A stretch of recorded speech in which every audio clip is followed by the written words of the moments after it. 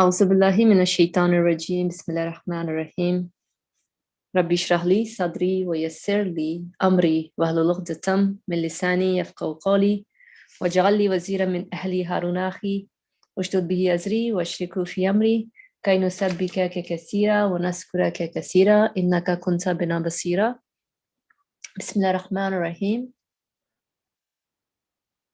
اللهم افتح علينا حكمتك وانشر علينا رحمتك يا ذا الجلال والإكرام. O Lord, show us the doors of wisdom and mercy and shower your blessings upon us. Amen. وصلى اللهم على محمد وعلى آله وصحبه أجمعين والحمد لله رب العالمين. Amen. Assalamu alaikum everyone. Inshallah, hope all is well. Happy Sunday and may everyone's Ramadan be going well and be fruitful, inshallah. We will continue on today with the Supreme Sign, first chapter, on page 164. So briefly with our friend Nursi, we've been exploring the meaning of existence, to be honest. Whatever we experience here, around us, within us, and what does, at the end of the day, our creation points to. And last week we left off with the first paragraph of the first truth. So this first truth is all about, I guess. Change that. Go ahead. Change that we observe in the universe. Okay, so these are truths that are helping me. Which is the best thing that happens for us to actually visualize what's going on in terms of how can we explain change? And it points to that we are subject to change by something, and we are not changing ourselves. So it points to our createdness, that somebody else is making a change and we are not left to ourselves, but we are dependent, contingent. Interesting. On whoever is in charge of changes. Good point, good point. So you're saying that these truths that the author is mentioning are like sort of like evidence for me to confirm my createdness, right? The change that I see. Correct. Like how can I really confirm, not even confirm, but like really experience my reality and confirm it as well. So through this change that I go through. Okay, alhamdulillah, thank you. Is there anyone else who wants to add on anything from what stayed with them last time? All right, no forcing here. Inshallah, at any time, if you want to share something, express out, you know what to do. Just raise your hand icon, inshallah. So Bismillah, page 164 of the raise. Yes, the truth of createdness has permeated the whole of the cosmos, and many instances of it are visible to the eye. The truth of createdness has permeated the whole of the cosmos, and many instances of it are visible to the eye. The rest can be seen only by the intellect. For in front of our eyes, a whole world dies every autumn, and together with it die hundreds of thousands of different kinds of plants and small animals, each member of each species being like a small cosmos unto himself. It is, however, so orderly and disciplined a death that all things leave behind in their places seeds and eggs, that in the spring shall be the means of resurrection and rebirth. Miracles of mercy and wisdom. miracles of power and knowledge. It is, however, so orderly and disciplined a death that all things leave behind in their places seeds and eggs, that in the spring shall be the means of resurrection and rebirth, miracles of mercy and wisdom, miracles of power and knowledge. They hand to the seeds and eggs their book of deeds and plan of action, entrusting them to the wisdom of the glorious preserver and under his protection, and only then do they die.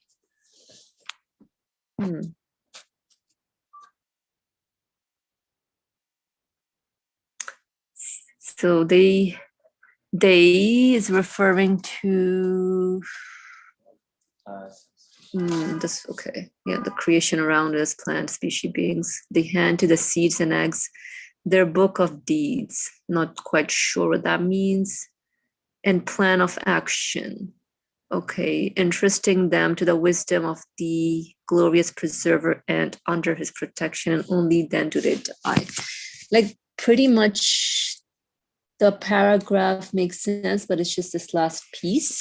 I'm not quite sure, but we can look into it. So I think what is being brought to our attention is everything that we see around us, creation in general, and things we observe. So the tools that are given to us, the eyes being the primary tool of observing the universe, and then but then that's just as far as the eye can see, but like then I interpret the things that I see. I need to get and read it, understand it, make sense of it. So the intellect and then the whole human side and the heart comes into play here, and then we observe a cycle of life, which we refer to different seasons that are made to experience. We see life, death, people graduating, new people coming in, seeds, eggs. That's what we observe around us. So it seems that, yeah, like even like in a institution, seniors graduate, then you have a new breed of students coming in, freshmen, and then they keep getting promoted, sophomore, junior, senior, and then they go on, and then you have a new breed coming in. So it seems that there is maybe this obvious system in the universe that we observe, and it's a sign pointing to someone who must have absolute knowledge and is keeping everything under protection. I'm just speaking out loud here, but we can revisit that last sentence. Let's just read a couple of more paragraphs. Or if anybody wants to say something in between, feel free to go ahead. Okay. In spring, the dead trees, roots, and animals come to life again exactly as they were, thus providing hundreds of thousands of examples, specimens, and proofs of the supreme resurrection.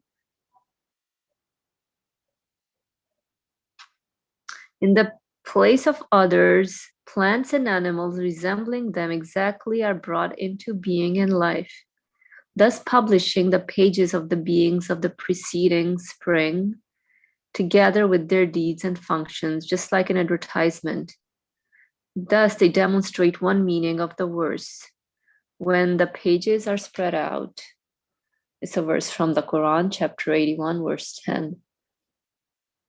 So just like it's springtime right now, we see things are blossoming, things are coming to life, providing examples for us and proofs of the continuity of one's existence.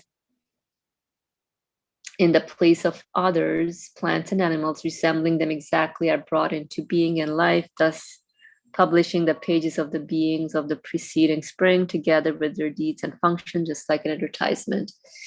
They demonstrate one meaning of the verse when the pages are spread out. So yeah, I think when we read a book, you go on to the next page. So same thing with the universe. Every moment we are presented with the next page, and all of us are characters in that next page. So we ought to be reading it and as to get meaning from what it points to, or what my existence points to at the end of the day is crucial. Then also with respect to the whole, each autumn a great world dies, and each spring a fresh world comes into being. Death, and creation proceed in so orderly a manner, and so many separate deaths and creations occur with them in such orderly and regular fashion that it is as if the world were a traveler's lodge where animate beings reside for a time, where traveling worlds and migrant realms come, fulfill their duties, and then go on their way. So there's apparent to all intellects, with the clarity of the sun, the necessary existence, infinite power, and unending wisdom of a glorious being who creates and brings into being in this world vital realms and purposive universes, with perfect wisdom, knowledge, and equilibrium, with balance, order, and regularity, and who then employs them for dominical purposes, divine aims, and merciful goals, with full power and compassion, who then employs them for dominical purposes, divine aims, and merciful goals, with full power and compassion. We leave to the Risale Nur and the books of the theologians the further discussion of matters related to createdness. Do you want to say something? Yeah, I'll pause here. Or anybody else, if any, that you can start, inshallah. So the focus here is on createdness. As describing, everybody can observe the springtime, the autumns, the season that we are observing, but we will not pay attention much to how the orderliness is, how the qualities that come along with it, and their significance. We just see, yeah, all right, but at least this author is kind of thinking a little much more deeply than how we should usually do. I mean, he's talking about the signs of resurrection, rebirth, seeing those as miracles of mercy and wisdom. I mean, how many times I'm questioning myself if I've seen those, when witnessing the springtime and seeing all the orderliness in the things that are coming and seeing that as a rebirth and miracles of mercy and wisdom. And then again, you're asking about the hand to the seeds and eggs, their books of deeds and plan of action, entrusting them to the wisdom of the glorious preserver, and under his protection, and only then do they die. So that is another sign of how the system or the order of the universe is presented to the human beings, whoever is in charge of it, is showing something with the changes that are happening in the universe. And I think in the next paragraph it says, in the place of others, plants and animals resembling them exactly are brought into being and life, thus publishing the pages of the beings of the preceding spring. So just like the previous spring, the same similar kind of species, plants, animals are starting their journey, and their pages are being displayed together with their, however, with their deeds and functions. And he says, just like an advertisement, which I thought was amusing a little bit, just like an advertisement is declaring something is, they're calling out, just like the present day civilization advertisements take your attention away. So these things are supposed to take our attention now, but we are focusing on most of these, the fashion advertisements maybe, or some television advertisements, internet advertisements. The wrong advertisements. Yes. Distractive advertisements. What distract us? The non-necessary kind of advertisements. This was an interesting advertisement. Yeah, but so the verse, when the pages are spread out.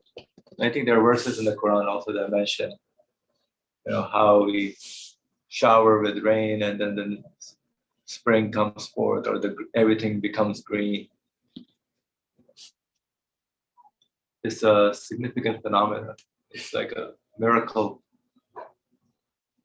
that we have to see it as a miracle that is happening. How is it happening is really the question then. Like, who's arranging this? Interesting. Yep. Alhamdulillah, thank you. So this is a physical, demonstrable description of how everything shows the signs of that they're coming into existence, they're being created. So that was, I think, this part. Maybe next she's going to talk about the contingency. Thank you. Any other comments from anyone? Okay.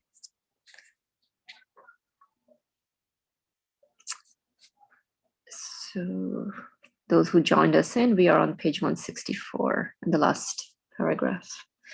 As for contingence, it prevails over and surrounds all of the cosmos.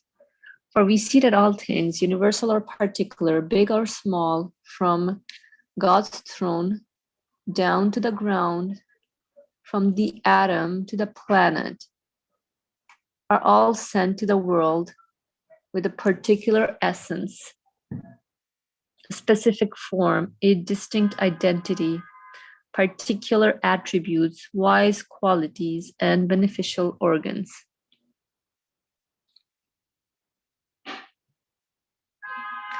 Now, to bestow on that particular essence and quiddity its peculiarities.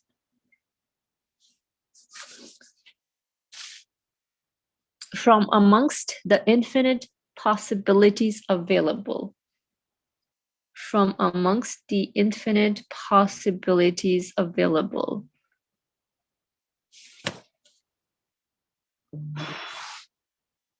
To clothe it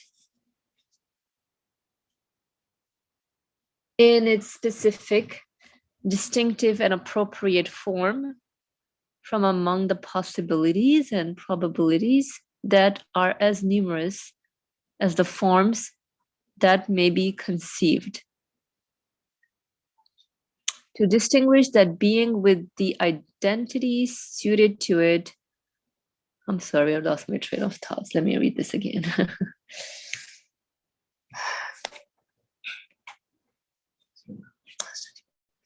As for contingence, it prevails over and surrounds all of the cosmos. For we see that all things, universal or particular, big or small, from God's throne down to the ground, from the atom to the planet, all are sent to the world with a particular essence, a specific form, a distinct identity, particular attributes, wise qualities, and beneficial organs. So everything has certain attributes and qualities we see. It's interesting, like you were saying, these are something that needs to be paid attention to. So now to bestow on that particular essence and quiddity, its peculiarities. What's quiddity again? Existence is. Let me check. Quiddity. QUI. Nature of being is it. Okay, let's see. It means the real nature of a thing, the essence. Oh, yes. Okay. Okay. So now to bestow on that particular essence and quiddity is peculiarities. Oh, okay, so now I'm trying to make sense of where all these qualities are coming from. From amongst the infinite possibilities available. To clothe it, this is interesting, like I'm free to make any idea pertaining to how I view things. Okay. To clothe it in a specific, distinctive, and appropriate form from among the possibilities and probabilities that are as numerous as the forms that may be conceived. From among the possibilities and probabilities that are as numerous as the forms that may be conceived. To distinguish that being with the identity suited to it from among the possibilities as numerous as the other members of its species. So again, there are several possibilities that I can clothe or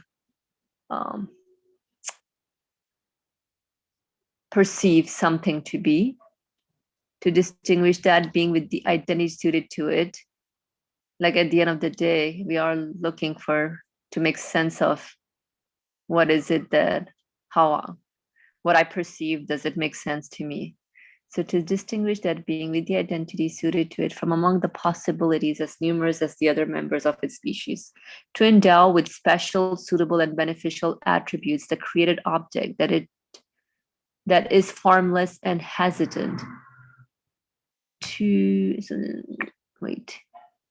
Suitable and beneficial attributes, the created object that is formless and hesitant amidst the possibilities and probabilities that are as numerous as the varieties of attributes and degree.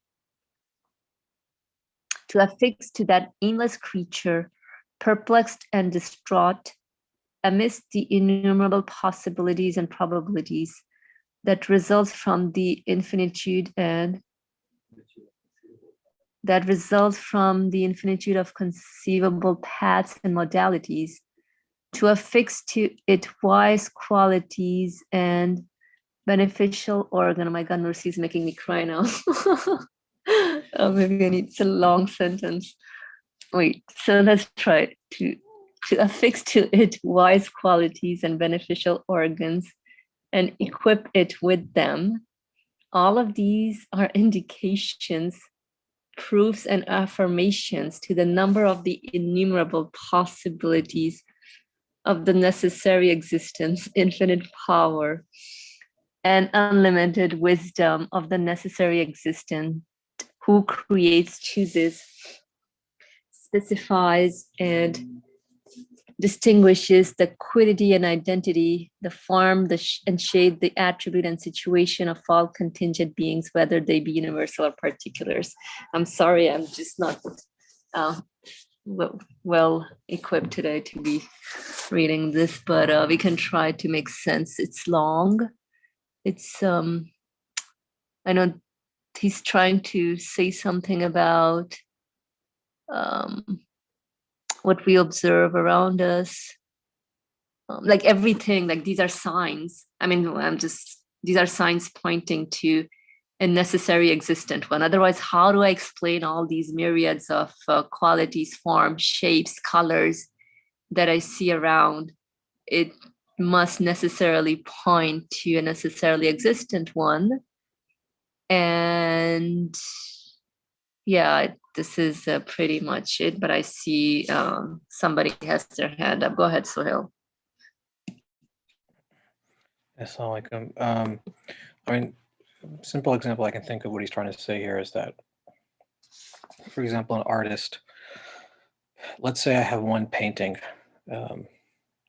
From that painting, that one painting, I know that that painting didn't have to be in that way. In other words, that painting could have been painted in an innumerable number of ways. It doesn't have to be that way.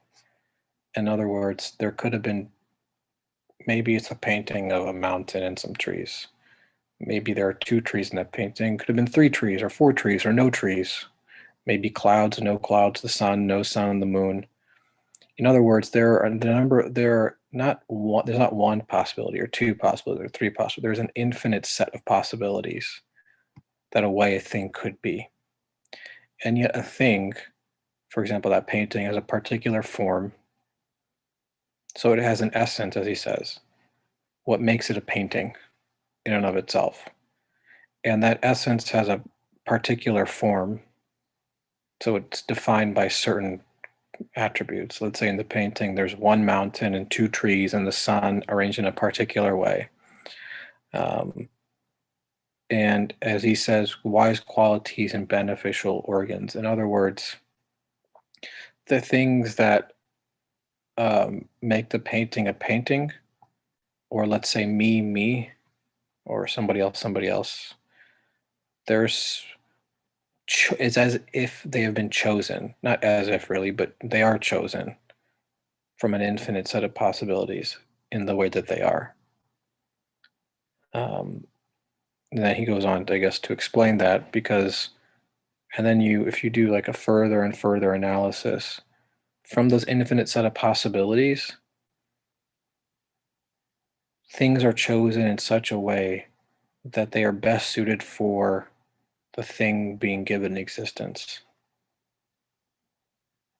So for me, for example, I want to see, and I'm given eyes to see, even if not, as much as I would like potentially, but I'm still given eyes in a form that's suitable to the human being.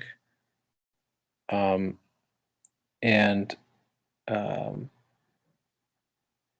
from an infinite set, I mean, I could have 1 eye, 2 eyes, 3 eyes, 4 eyes, 5 eyes, or shaped differently or positioned differently. And in that sense, through my examination or my analysis, my assessment of what is taking place from these infinite set of possibilities, I know that that thing definitely points to the necessary existence of one of infinite power, because only infinite power can choose from an infinite set of possibilities, and with unlimited wisdom to choose that particular thing from an infinite set of possibilities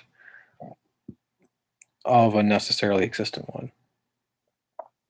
So that is what I think he's trying to say here. And essentially, that infinite, or the infinite one, in a thing with a certain identity, certain essence, certain shape, comes into being from an infinite number of possibilities with whatever qualities it has, wise qualities and benefits, that necessarily points to one of infinite power and unlimited wisdom by definition. Otherwise, you can't explain the existence of any one thing that's been preferred to exist from an infinite set of possibilities. You can say it's chance or randomness, but then you're ascribing chance, randomness, some reality to choose from an infinite set of possibilities. And what power does chance have, or what wisdom does chance have? It has nothing, because it doesn't exist.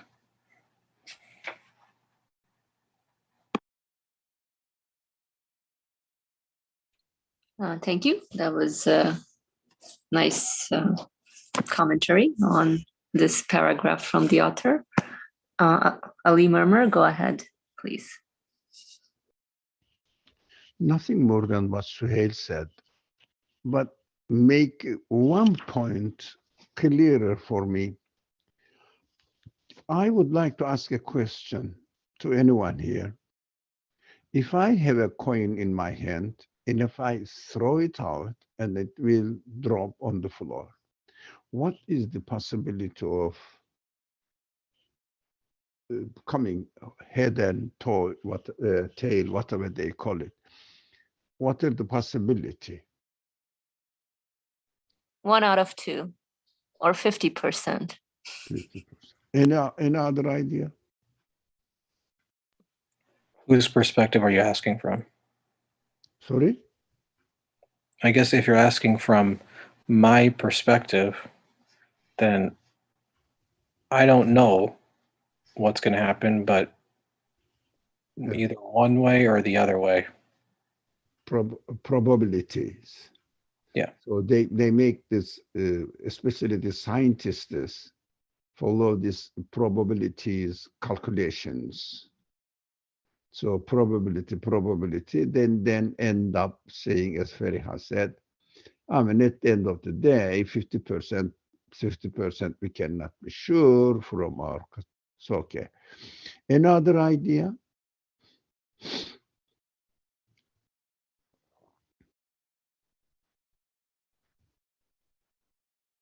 No. Okay, I understand. I would tell you something. The coin in my hand coming down and being either head or tail is zero possibility. Does it surprise you?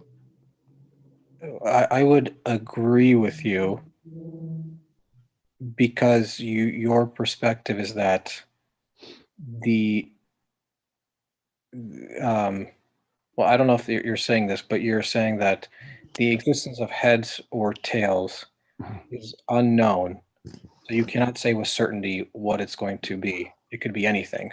It doesn't even have to be heads or tails, potentially. Yeah, I mean, correct. I would say correct. But at the same time, the coin itself cannot go up and come down by itself. That's what I want to make a sense of zero possibility. That's what we are studying here. This contingency, because the coin in itself is contingent. It is not, what's the opposite of contingent? Necessary, I think. What's that? Suhail, would you? Necessary. But I was going to add just one thing to what you said, is in that the like statistics or chance or probability doesn't in reality exist. Like you can say, like a scientist can say, or a mathematician can say 50-50, but that in reality doesn't, like you can't show 50-50 probability. I mean, that's just a presumption from past experience. And I guess that relates to contingency, obviously, but that's what I would say. Yeah, thank you. But at the same time, this kind of calculations are made assuming that the coin itself is jumping up, falling down, and becoming tail or head, showing, or they call it head or tail came out. But in fact, when they say if you put 29 letters, 27 or whatever, I don't know how many around there, now, letters of English letters, and if you throw them down,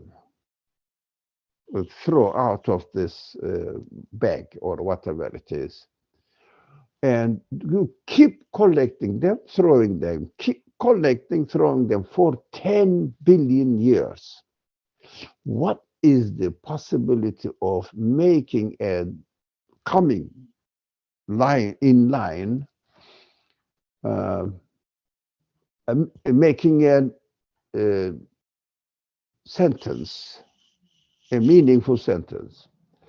They this approximations, it is a trick in the hands of the scientists. The approximations, they say 10 to power minus 163, I think, as far as I remember. It was long ago when I was curious about this kind of tricks. But the Quran, and especially the author of the book we are reading, it stresses that possibility, it may be so. Look, 10 to power minus 163, which means you have to write 0.0000, how many? I don't know, 10 to power 163. Oh, you cannot really read this 160 zeros, but at the end, 1.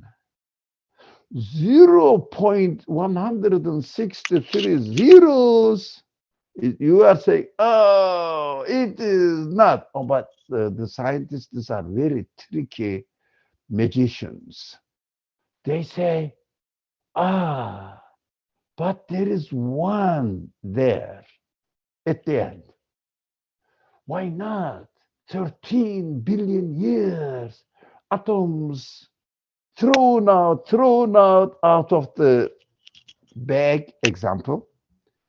And now, one thing happened. The universe's order has established perfectly working. These idiot people, I'm sorry for my rude language. I cannot stand.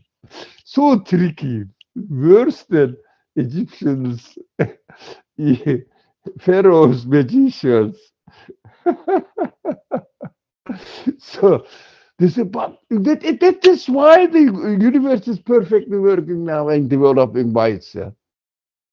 These idiot people cheat people's minds, and some believers bought into it. They say, you see, the possibility is so small. But the Quran says, La ilaha, period. Zero possibility. And Nurse says, impossible.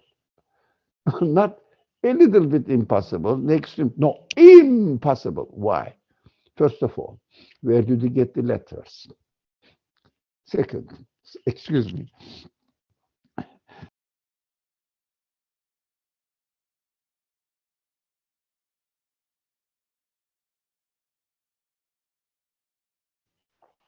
So, where did you get the letters from?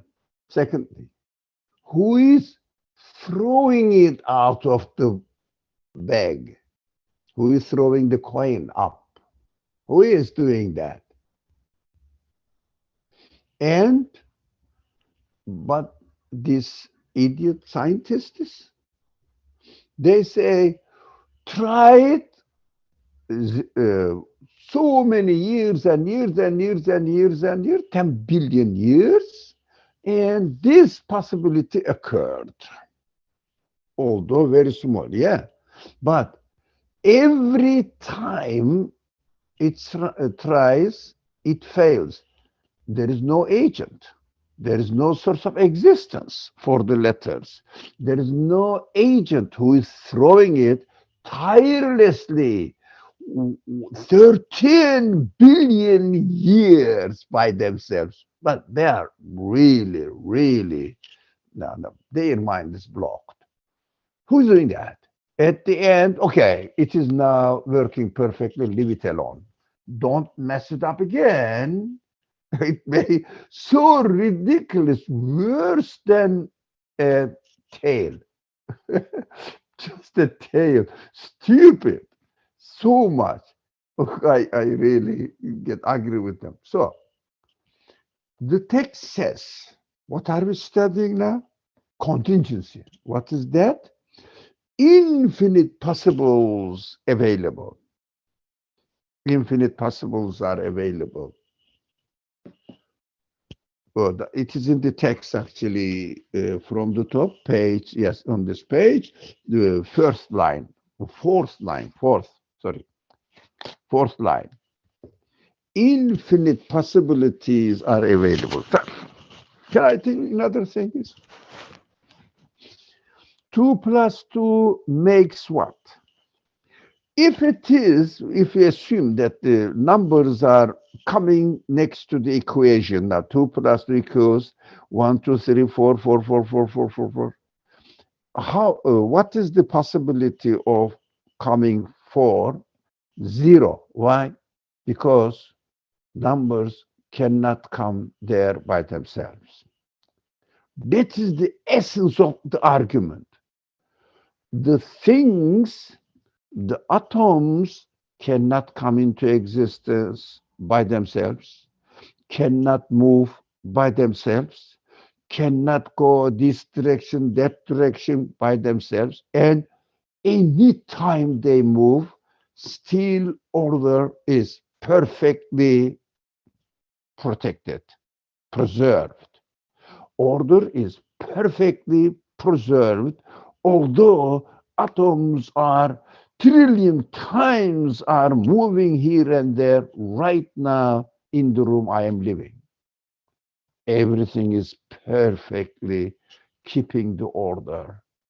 And the author says on the second line on the same page, which says, all are sent to the world, sent by someone. They cannot come into the world by themselves. The first line, all are sent to the world with a particular essence. Now, first, sent, not came by themselves, moving out of the bag of the alphabet by themselves. The coin is not jumping up and down by itself. They are sent by an agent. That is what materialists hate to hear. Why? Because they don't know the source of existence. They have no word to say about the source of existence. Apart from it exists out there, that's it, that's what we have to use it. So simplistic, closed minds. It is really disgusting. So they are sent to the world with with a now a particular essence. One, specific form. Two, distinct identity. Three, particular attributes. Four, wise qualities. Five, beneficial organs. Six, you can continue. Out of what? Infinite possibilities, but never, ever go out of the perfect harmony, perfect order. What is that? If we leave it to the things themselves coming into existence, let alone forming this universe, coming into existence, having some sort of abilities, is impossible. They are contingent. They are not essential in their nature. They are contingent in their nature. It means dependent. They need to be sent, given existence. They need to be given all these qualities, some of which are listed here. The rest, everything is left to the agent who's doing all this. The condition is, anytime they come into existence, always perfect order is alive, beneficial, wise,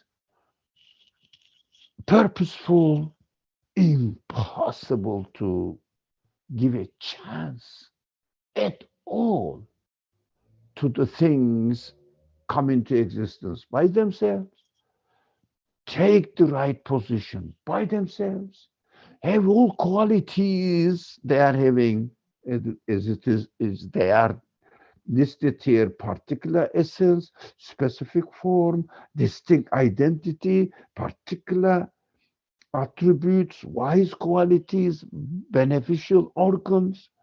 They are infinite qualities, and always they are in motion, always they are perfectly arranged. I mean, human mind explodes. Impossible to think of it in terms of the things themselves. Definitely, there is something amazing things are going on, and there is an agent who is beyond our imagination. We cannot really imagine his qualities. This is the argument classical Islam philosophers improved and has been still valid. But it needs some additions that the author is going to, not here maybe, but author makes some additions to it. Additions to the classical argument of, they are called in classical language delilul imkani. This is what it is, the evidence of contingency in the nature of everything. They are contingent. They are not essential. They are not self-existing, self-sustaining. They are not self-producing. Look at the atom. Who can say that it is self-existing? It is self-producing. It is producing its own qualities, adapting itself universe-wise to the perfect order of the universe and acting with them in harmony as if they are always communicating with each other. They have no quality at all, zero quality to become as they are, to be as they are in this world. That is what I understood from the text we read today. Thank you. Mashallah, thank you, Brother Ali, for further emphasis on what this text is. Yes, definitely waking us up, because 0%, like nothing, I can't even give any sort of possibility to anything. It's coming out of an absolute will. So things are preferred to be given existence, not on account of anything of this created world. It's I think it's a good reminder that we need to keep focusing on. I see Hatice Beza. Go ahead, please. Assalamu alaikum. Thank you for all the reflections so far. I just wanted to share a short story that happened today. My niece, she was eating red peppers this morning, and we were talking about the color and its taste and how God created it very tastefully for her. And then she asked me, why is it not green and red instead? And I said, well, there are also green peppers. And then she paused for a moment, and then she said, then why aren't there green carrots? And I don't know if green carrots exist. As far as I'm concerned, I don't think they do. But it's very interesting to me, even at that age as well, where she's questioning the necessity or the essential aspect of what makes a red pepper, or why red and not green or orange for a particular vegetable, and how essentially there's nothing that necessitates it to be in that way, and there are infinite possibilities. But just a short snippet of something that came to my mind related to this topic. Thank you. Mashallah, thank you so much for sharing. This is exciting, actually. Yeah, practical examples on how human beings, we think, we question, we interact with things around us, and obviously things that are apparent to us within our vicinity. Then we would ask the question, like you were sharing in that story, like, is something of this nature in existence around, like the green carrot or something? So yeah, it's thank you for bringing it in.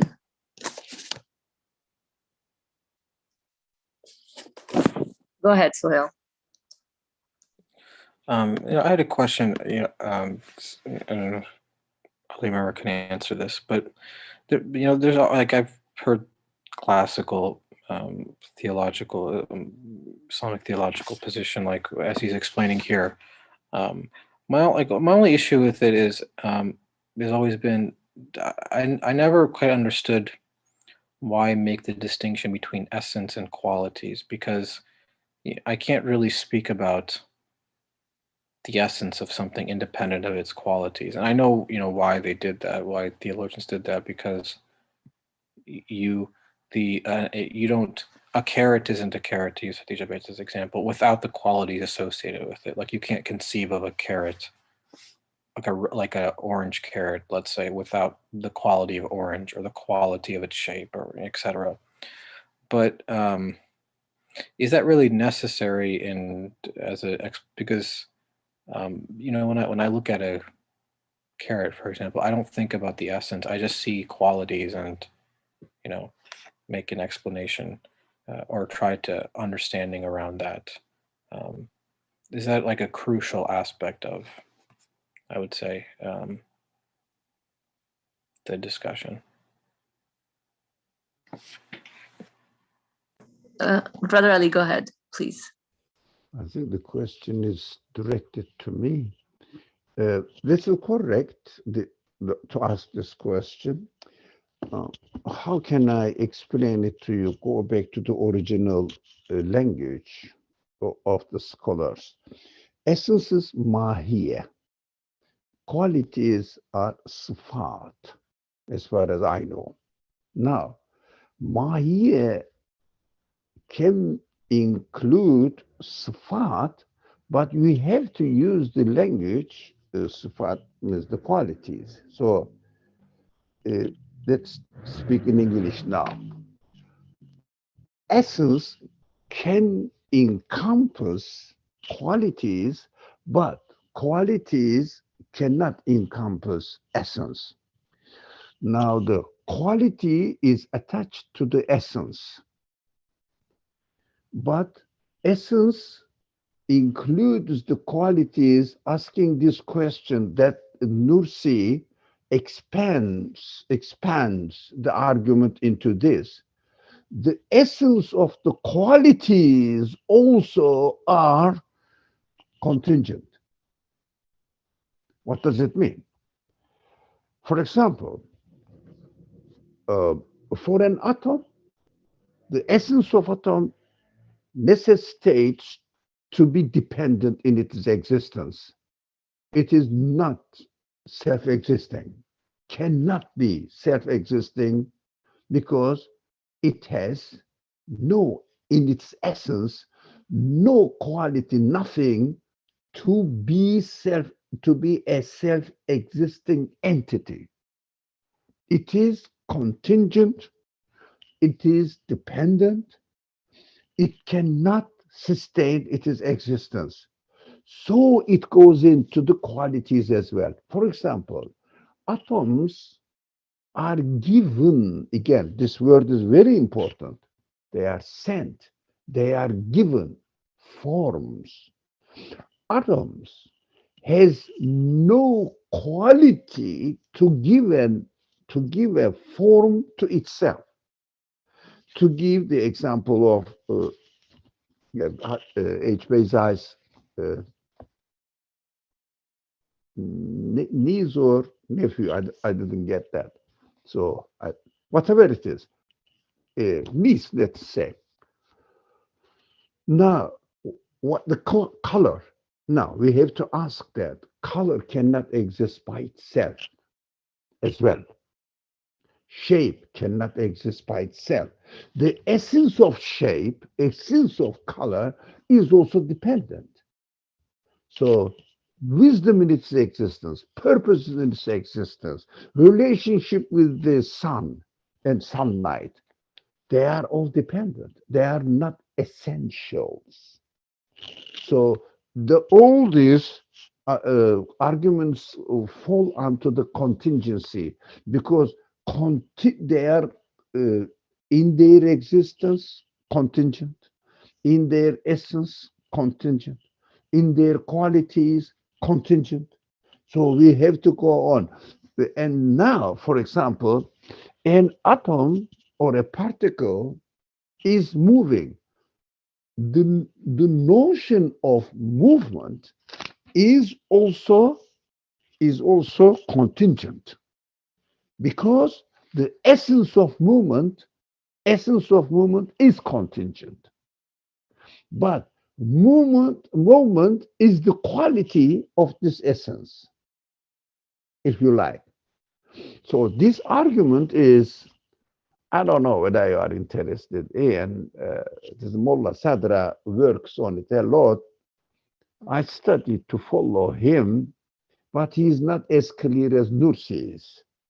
Nursi is really brilliant in this kind of arguments, puts it into very simple, plain language and presents it to anyone who has never studied anything, physics or something, philosophy, anything. They can understand it. Just careful reading is needed. Yeah. Suhail wrote this. Let me read it because it is just the time now, right? The moment I was going to stop.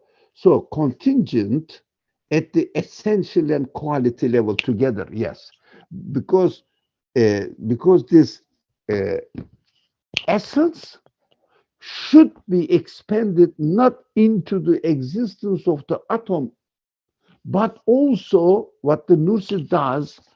I don't know, not here, but as far as I remember, he definitely deals with subject in 33rd word.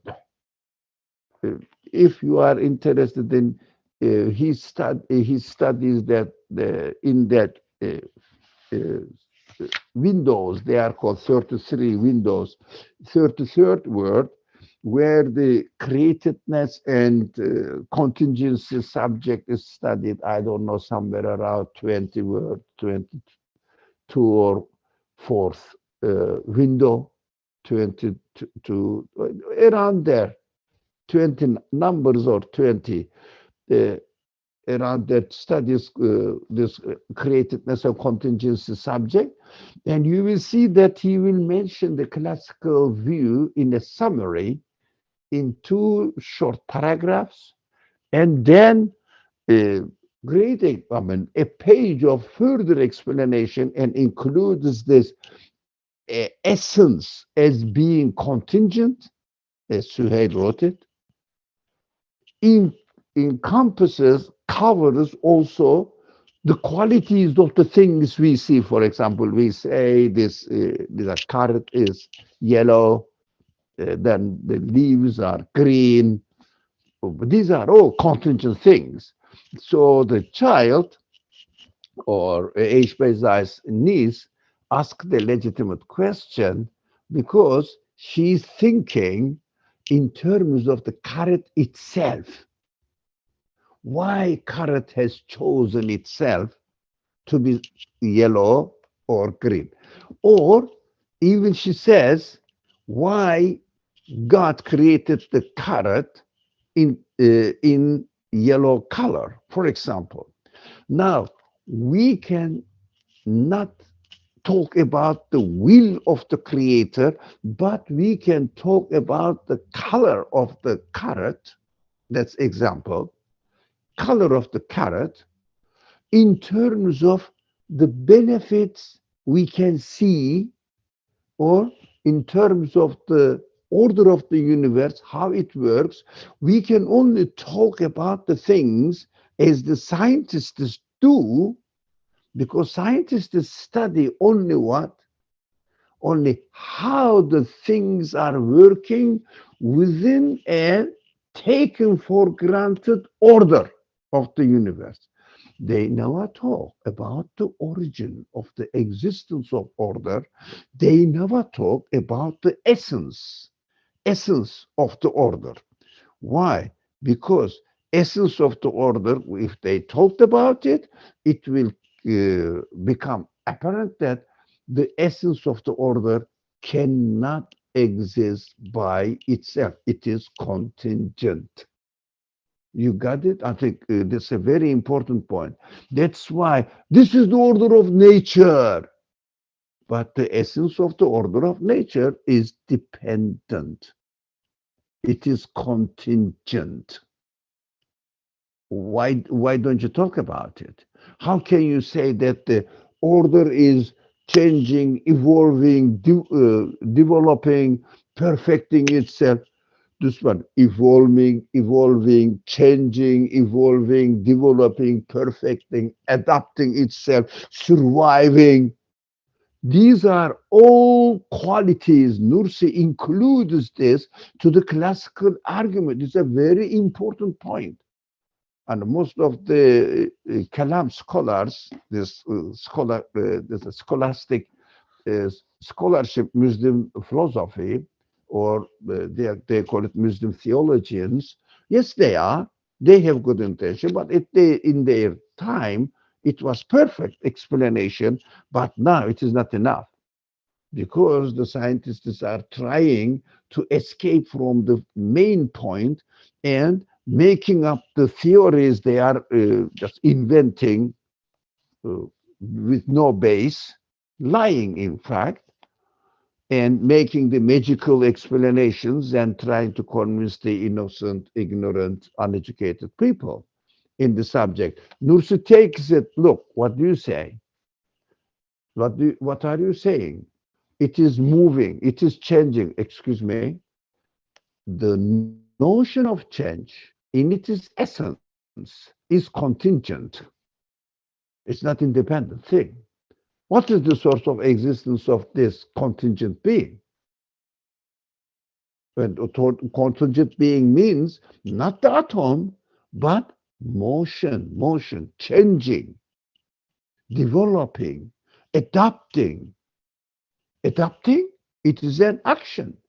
This action needs to be explained how it exists. But what they do, they take it, all these qualities for granted, that they are not contingent, they are essentials. And then how it is happening, I am explaining to you how it is happening. This is nothing but trick. Unfortunately, this argument is not clearly put to the eyes or minds or people's understanding capacity heavily. We are just talking about, have you seen the crescent at the beginning of Ramadan? These people did that, argue about it.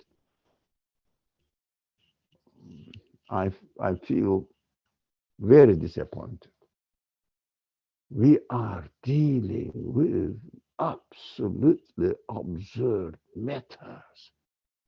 Two people say today crescent starts, forget about it. Just follow the Shahid. That's what the Sunnah is. Follow the witnesses. That's it. Follow the witness, whoever says it. As long as they say La ilaha illallah, take their word and follow it. That's Sunnah. However they do, none of your business. However they do. Why are you talking about it? Very essential matters are there, even never touched upon. And the atheism is invading the world. We just say nothing. We do nothing. Our scientists are just busy with publishing papers and getting degrees, being paid, and that's it. They are not paying attention to this because they don't have time. Well, we have to do something.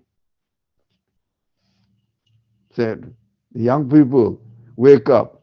Big responsibilities on you. Thank you.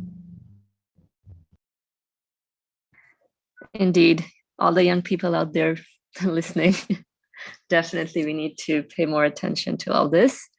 I was wondering, while you were speaking, Brother Ali, about essence and quality, you said that a quality does not have essence, but the essence of something has a quality. Quality is part of the essence. Quality is part of the essence. Yeah, but essence is not part of it. Quality is part of the essence, but essence is not part of the. So what is an essence then?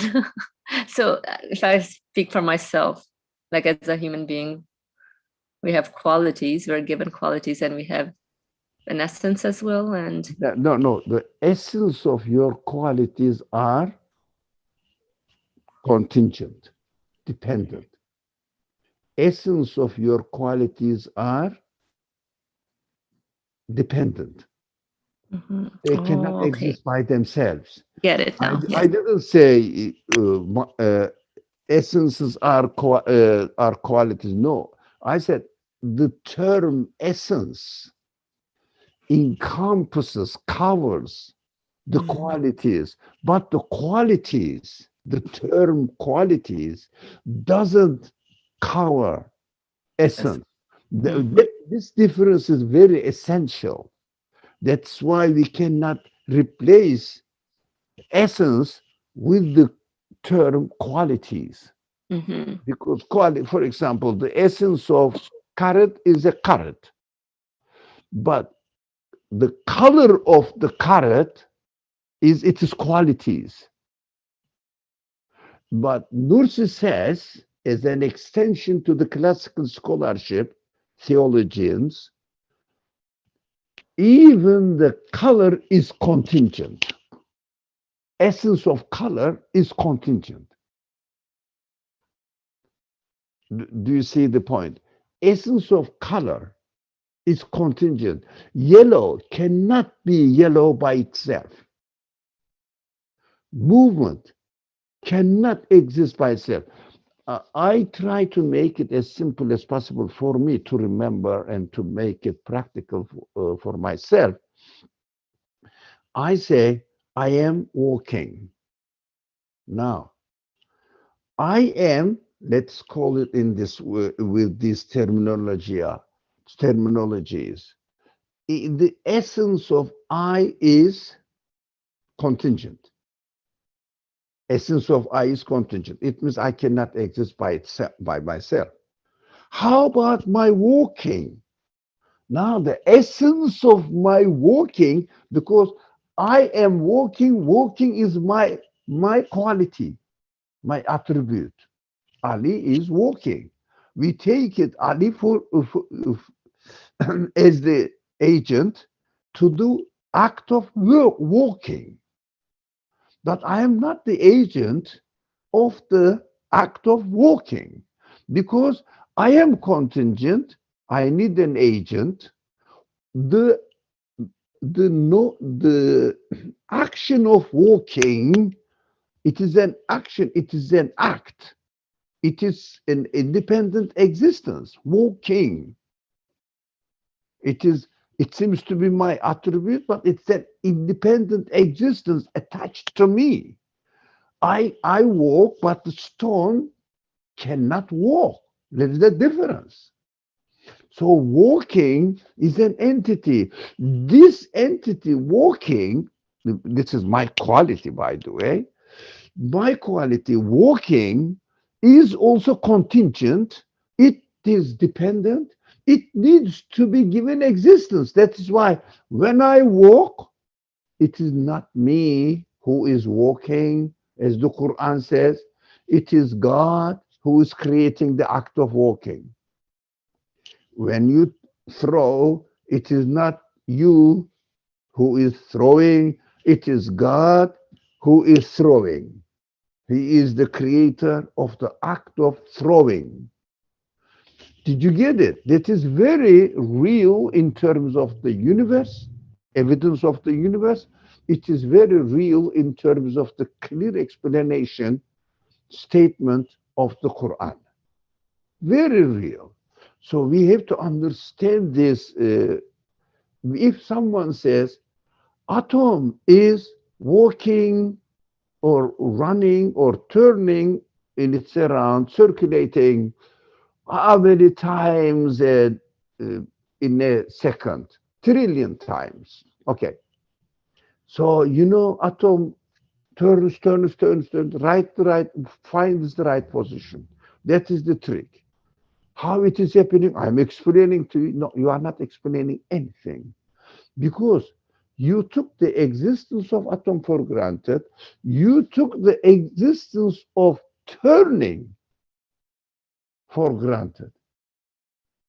Turning is an action. It is an act. What is the agent of turning? Because it is contingent. The turning, the notion of, or the act of turning cannot exist by itself. And the atom, it cannot be the creator of the act of turning. As I am walking, I attempt to walk. I cannot create the act of walking. I am just choosing my free will to walk, so the walk is created for me. That's what the Quran says. God, it is God who, it is God who creates you and your action. خلقكم وما تعملون. That is what the Quran, Allahu khalaqakum wa ma ta'malun.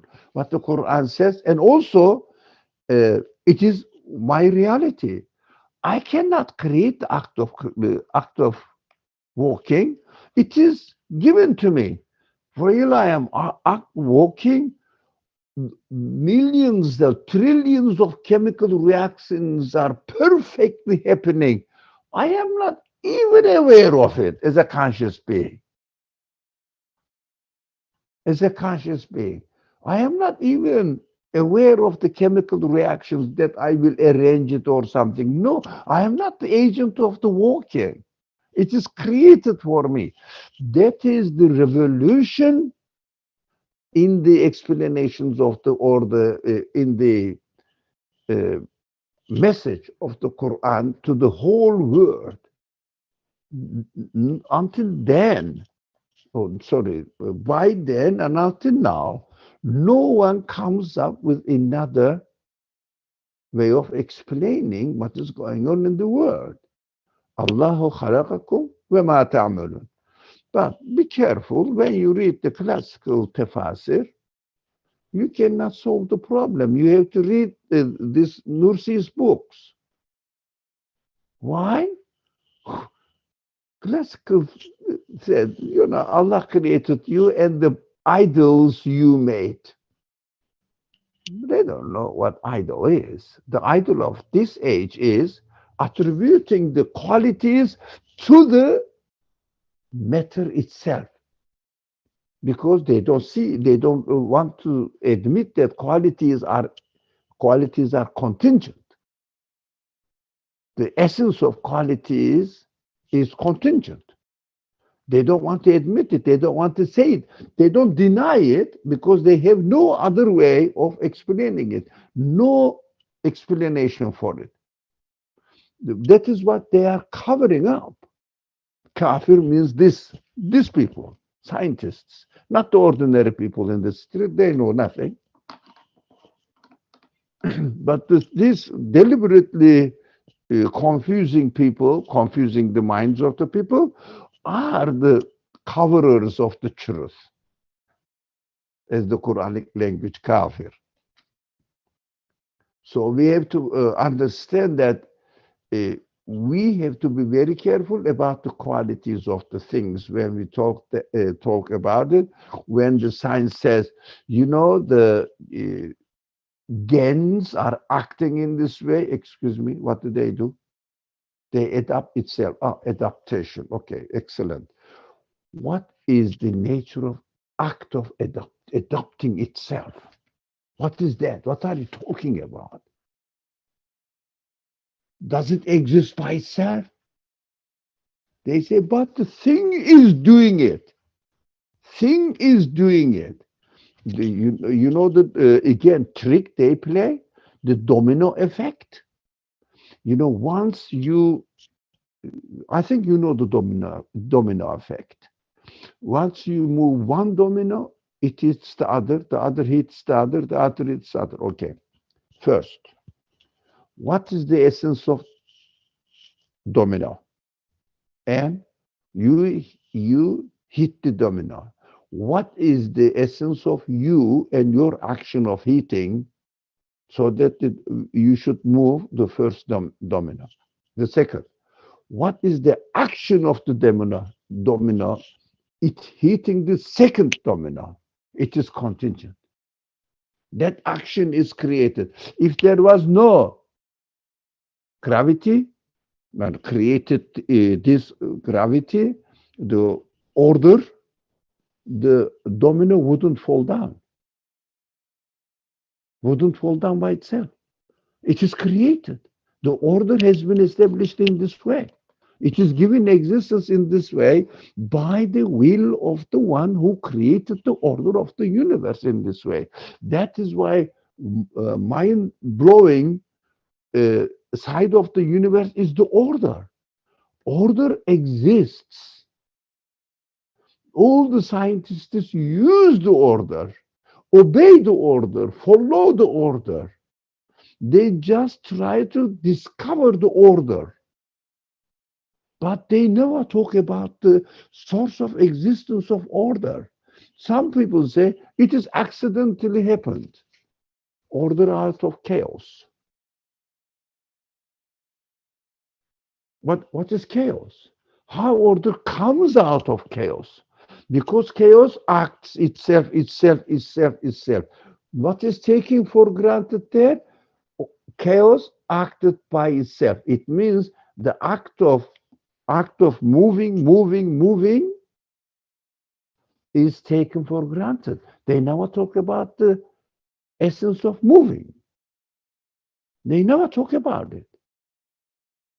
Lots of things are missing in the minds of the people, and this deliberate deniers are cheating the people, innocent people. Unfortunately, even some scientists talk about God and the created God. God created the universe at the beginning, and now the universe is moving by itself. Oh, moving by itself? Do you walk by yourself? Do you speak by yourself? Do you think by yourself? The qualities are continuously in need of given existence, because in time order renews itself. A new order is created always. So lots of fine points are missed from the minds of the people. I'm sorry, I spoke a lot again, as usual. Jazakallah, Brother Ali, that was very helpful. So everything in creation has an essence, and so you were saying that the essence of the qualities are contingent, and everything is pretty much also contingent. Not pretty much, everything is contingent. So the qualities that I observe are contingent on not the essence of the thing itself, but of something beyond this universe. So yeah. I'll think a little more on this, but thus far, this is how I'm taking it as.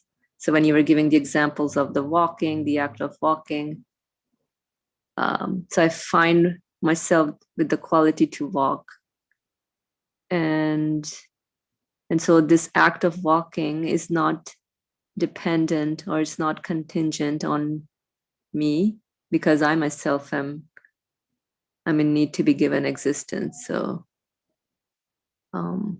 yeah, so I think recognizing the contingency of any act, or the essence of any quality here, is contingent upon not the essence itself, but then what the essence of something points to, or which we refer, really, then what is the source of existence of this essence that I'm made to observe or experience. Alhamdulillah. Okay, so we could proceed with the next two paragraphs, inshallah. Let me do this. Yeah, okay, so let's finish up the next two paragraphs. So they indicate, what's they? Let's see. The creation, things in creation. Okay, they indicate too that no object and no matter is hidden from him, that nothing is difficult for him, that the greatest task is as easy for him as the smallest, that he can create a spring as easily as a tree, and a tree as easily as a seed. A tree as easily as a seed. All this then pertains to the truth of contingence.